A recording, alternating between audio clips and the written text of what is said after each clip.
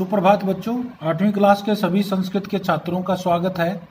हम छठा अध्याय मधुराणी वचनानि पढ़ रहे हैं, जिसकी 4 सूक्तियां हम पढ़ चुके हैं, सर्वस्य लोचनम शास्त्रम तक। अब इससे आगे पढ़ेंगे। 5वीं सूक्ति है सत्यम एव जयते न अनृतम। सत्य ही जीतता है, न अनृतम, असत्य नहीं जीतता। यह जो पंक्ति है ये मुंडकोपनिषद से ली गई है और हमारे राज्य की बहुत सारी, चाहे सेना है या कई जगह अशोक चक्र और कई सारी चीज़ों में इस पंक्ति का बखूबी इस्तेमाल होता है। इसको हमें जानना चाहिए। सत्यम एव जयते, सत्य की ही जय होती है। न अनृतम, अनृत माने होता है असत्य, रित माने सत्य होता है, अनृत माने झूठ होता है। तो असत्य की विजय नहीं होती, यानी झूठ की विजय नहीं होती, सत्य की ही विजय होती है। तो यह कहाँ से ली गई है? मुंडकोपनिषद से ली गई है। मुंडकोपनिषद सत्यमेव जयते बहुत ही प्रसिद्ध सत्य साक्षात परमात्मा है, उसी की जय होती है, सत्य की ही जय होती है। तो ध्यान देंगे।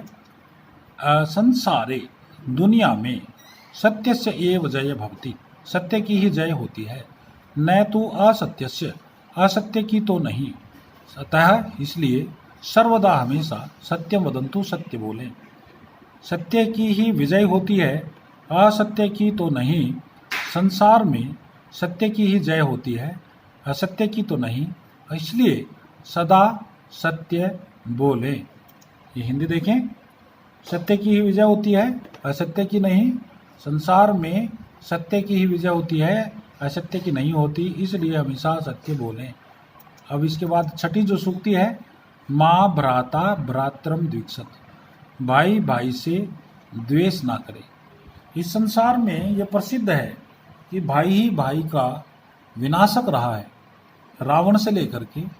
और बहुत सारा इतिहास ये साक्षी है कि जब जब भाई भाई से द्वेष करता है तो दुनिया में विनाश होता है।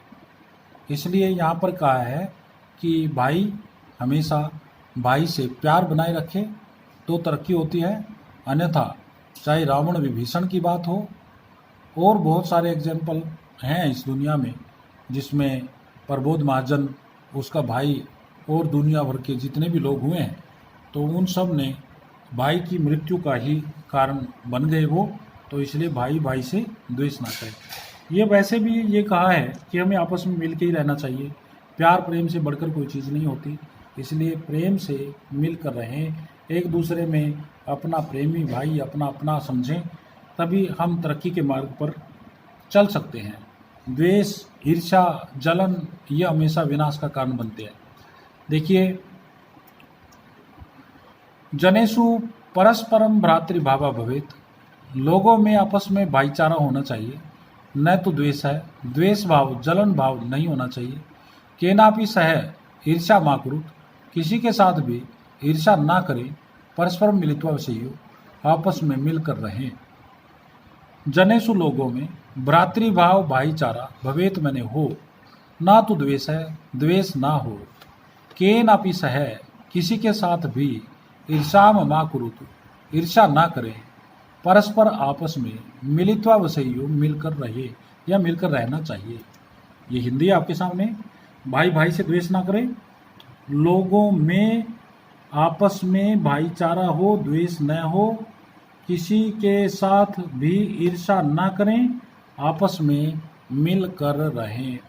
तो इस तरह से ये सूक्ति है, इसको अच्छे से समझें। और इसके पश्चात जो है ये नेक्स्ट सूक्ति आपके सामने है। आलस्यम ही मनुष्याणाम शरीरस्थो महारिपु। रिपु मैंने शत्रु होता है, महान मैंने बहुत बड़ा, शरीरस्थो शरीर में स्थित, शरीर में बैठा हुआ, मनुष्य नाम मनुष्यों के, आलस्यम आलस्य ही मैंने निश्चय, निश्चय ही मनुष्यों के शरीर में विराजमान आलस्य सबसे बड़ा दुश्मन है।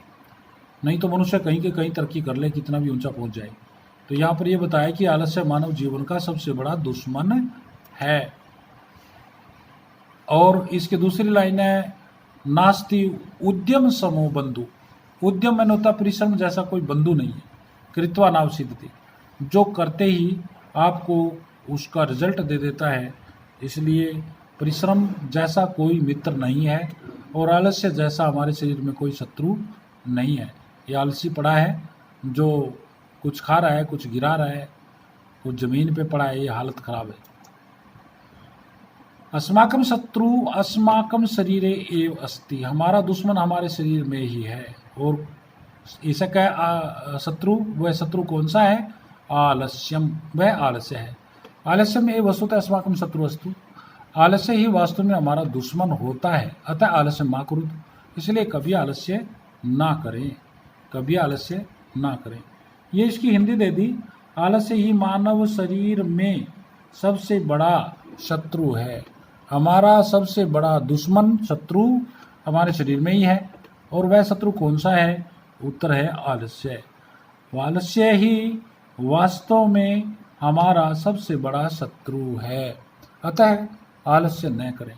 तो यहाँ तक की सूक्तियाँ आप लिख लें कॉपी में, इन्हें तैयार कर लें और इनके स्थान वगैरह अच्छे से समझ लें। धन्यवाद।